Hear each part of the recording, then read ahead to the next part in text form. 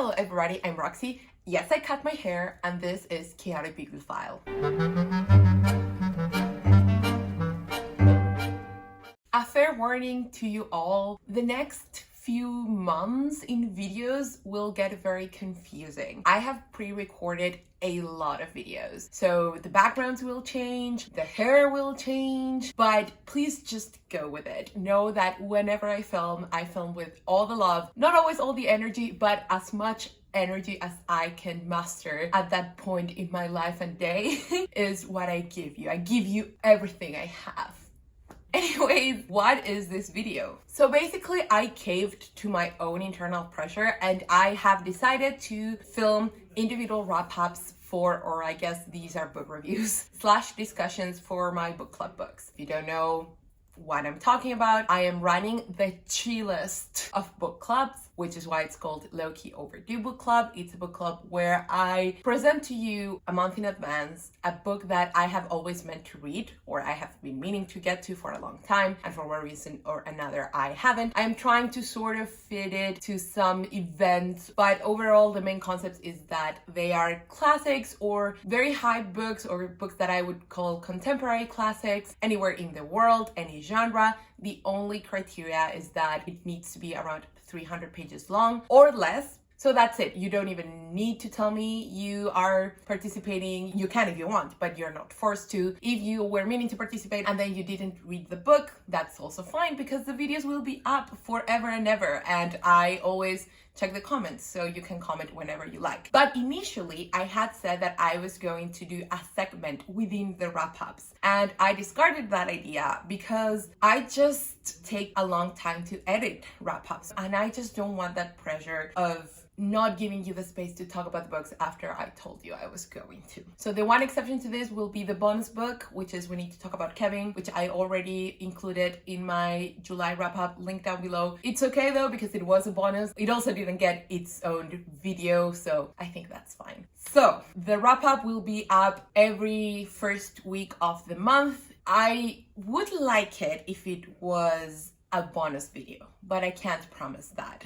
So how will these work? I will have a review portion where I will do a spoiler-free review, sharing my thoughts, generally reviewing a book as if you hadn't read it. And then I'm going to have a discussion section where spoilers are for a game. Now, I don't necessarily think you need to give spoilers to discuss a book. Certainly today's book can't really be spoiled, but you know, I think it's nice to be able, if you are commenting anything that's spoilerish, please mark it as like spoilers. It's of course very presumptuous that you will want to comment a lot, but in case you want to, here's the space for it. Even if it's been 3 or 4 years, I hope you will still feel encouraged to engage in this section. It will be up, I don't know if for eternity, but for a really, really long time. So yeah, that's it. So the book for August and the official inaugural book for this Low-Key Overdue Book Club was Notes of a Native Son by James Baldwin. This is actually Baldwin's first work of nonfiction. It appeared in 1955, recently after having published his first novel, Go Tell It on the Mountain, but he had been writing for some time. So we still find ourselves with a very established author. I don't know if established is the right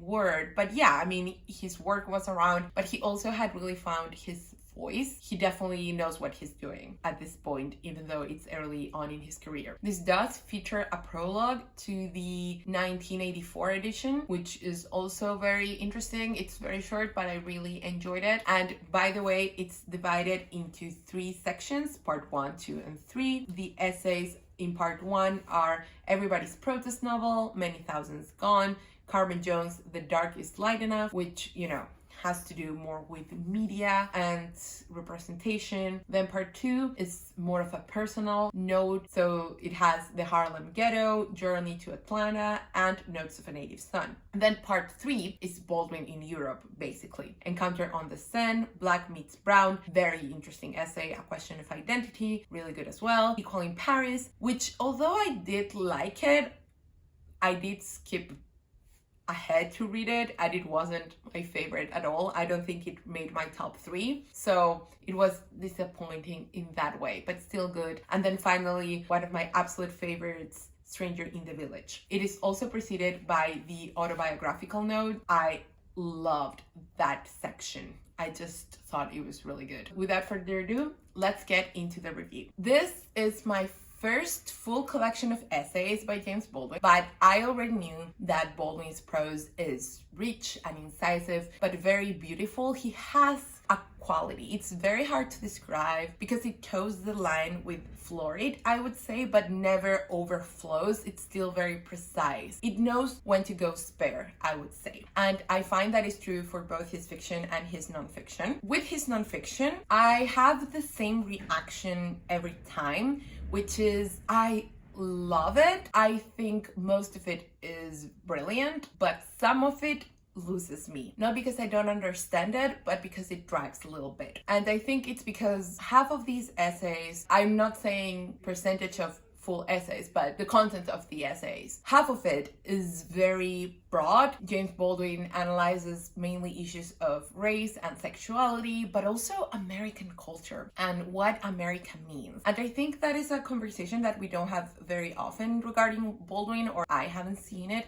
is that he's very American in his ideals and his approach to freedom and to ideas of an equal society. Of course, he also has a lot to say on issues of race, but he is very cognizant and very rooted in the American US context. And even when he's writing about Europe, he did live in Paris for most of his adult life. Even when he's writing about that, or if he's writing about other countries in Europe, it's never like he wants to belong there. I think it's because he feels more comfortable not belonging there than not belonging in the US. I think people who want to live abroad are often that way. So clearly I found this very relatable. However, sometimes he starts dissecting movies and books such as Uncle Tom's Cabin. And it's not that I don't know the references, even if I haven't seen the films or I haven't read the books, they are well known enough that I would know what he's referring to. And it's not that his analysis is not correct, it's just that it's very, very thorough. And because these are things that have been so explored already from a 21st century viewpoint, it feels a bit dated and it feels like he's stuck there when he could be talking about all these macro ideas that are so fascinating. Because he was so smart, he was so full of insight that I just love when he goes general. And by general, I don't mean universal. I don't think he was necessarily aiming to or needs to step outside of the US framework in order to work and to be read. But even when he talks about race relations, specifically in the US, or relations of masculinity, I just mean that his broader observations really get to the root of the things. And when he goes very specific, sometimes it feels more dated. That said, these essays are of course brilliant. I haven't read enough to know whether these are the best place to start with Baldwin. Maybe it is a good place to start because it is one of his most famous. Also, by the way, this is one of Joan Didion's favorite books. A long time ago, she offered a list of what she thought were like the most influential books on her writing or something like that. And because I adore her writing, I've always wanted to read all the books in that list and I haven't yet, but I clearly remember that Notes of a Native Son and Go Tell It on the Mountain are on that list. And that is not the only reason I wanted to read this, of course. But because Baldwin has such a large body of work, I admit that those two being on that list is the reason that they are at the top of my priority with Baldwin. Alright, so that was my review. In the next section, I would like to discuss a few of the essays in particular. Again, this is not a spoiler because you can't spoil this book unless you want to go into it completely blind, which is okay. Then please skip to the outro section. But if not, if you don't mind knowing what the essays will be about, please stick around because again, there's nothing to spoil here. But before we move on to the discussion section, I would just like to say I do really recommend this. I recommend Baldwin in general. Just pick up what calls to you the most, but read Baldwin because he was so brilliant and his prose was very good. Moving on to the discussion. I read this mostly in order. I don't know if you did, but I really wanted to read Equal in Paris. When I was in part 2, I was like, no, I really want to read the Paris one.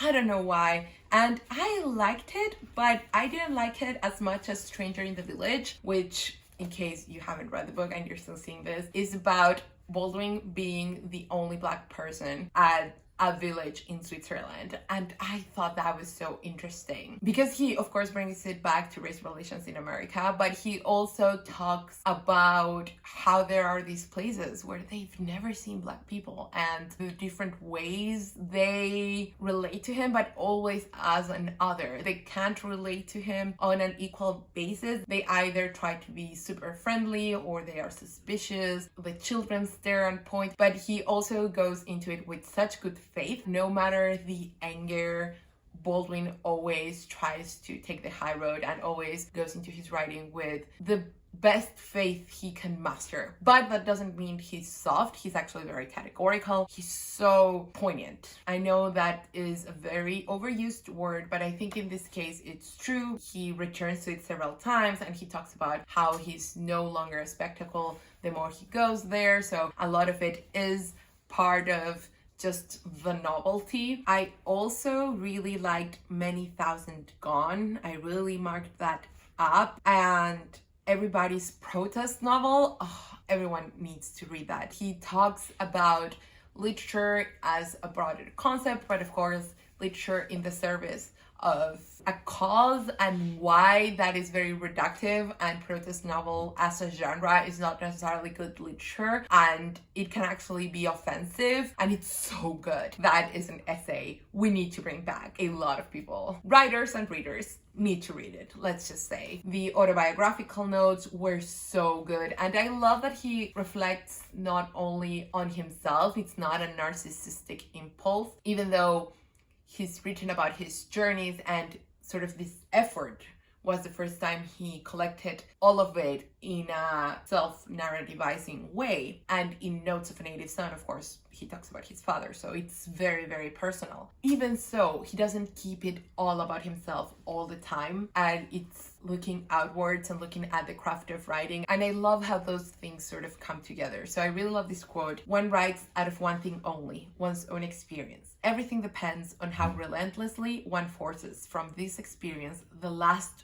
drop, sweet or bitter, it can possibly give. This is the only real concern of the artist, to recreate out of the disorder of life that order, which is art." I just love that vision, because I don't think it necessarily means advocating for autofiction only or realism only, but I think it's acknowledging our personal lens that we can never take off or really distort whatever we write, wherever we write, whenever we write, whether we want it or not, and what we do with it and how we shape it is the important aspect of it. Oh, I had this note in a margin: love how Baldwin can handle, excels at, nuance. That was in the Many Thousands Gone essay that I mentioned earlier, where, because he talks about how race can never not be a key influence in one's life, but at the same time, it is not the only fundamental or defining aspect of your life. So you are more than your race,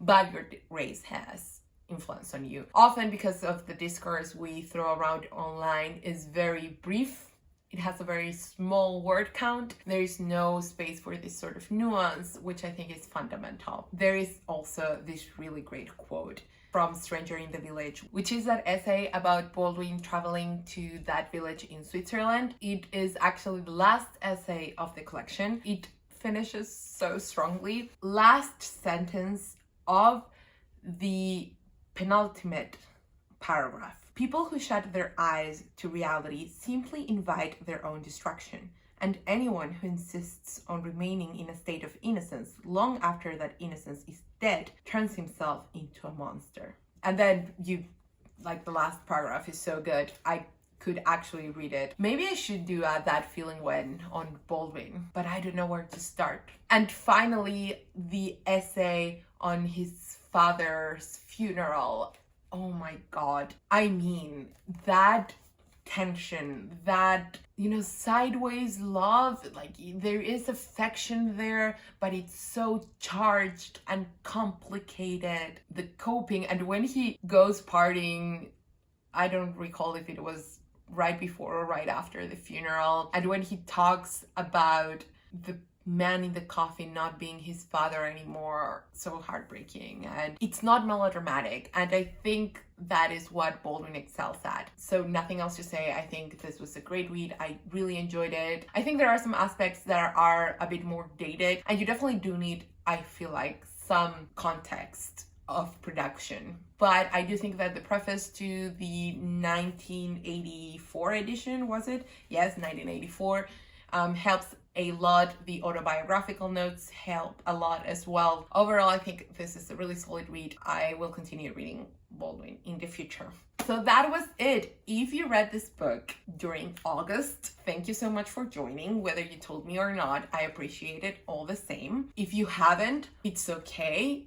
Again, it's a very low-key book club, so you can pop in whenever you want. This video will be up. Or if you read it years ago, you can also share your impressions at the time and how you feel about it now down below. I haven't decided yet how I feel about repeating authors for the book club, because there are certainly many works by Baldwin that fit that bill of books that I've wanted to read for a long time. However, I just feel like for the time being, repeating authors might be too repetitive for some people, and also there are just so many authors. So I think we're going to stick to different authors for as long as I can, and then maybe we'll throw in a favorite repeat. And that was it. I hope you liked this video. If you liked it, please give it a thumbs up. Share this video with anyone who might be in need of a book club. Maybe they've always wanted to join one, but they aren't very happy with the picks, or they aren't very happy with the pressure. Well, here there's no pressure. The video will be up anyways, so you can pop in whenever. So please do share if you know someone who might enjoy this. Also, subscribe if you haven't done so yet. Please tell me your thoughts on Notes of a Native Son or on Baldwin. I hope you enjoyed the discussion, even though it was a bit messy. I am thinking, now that I have decided, that I'm going to be wrapping up the books individually, which means I will be reviewing the books individually. Why do I keep doing that?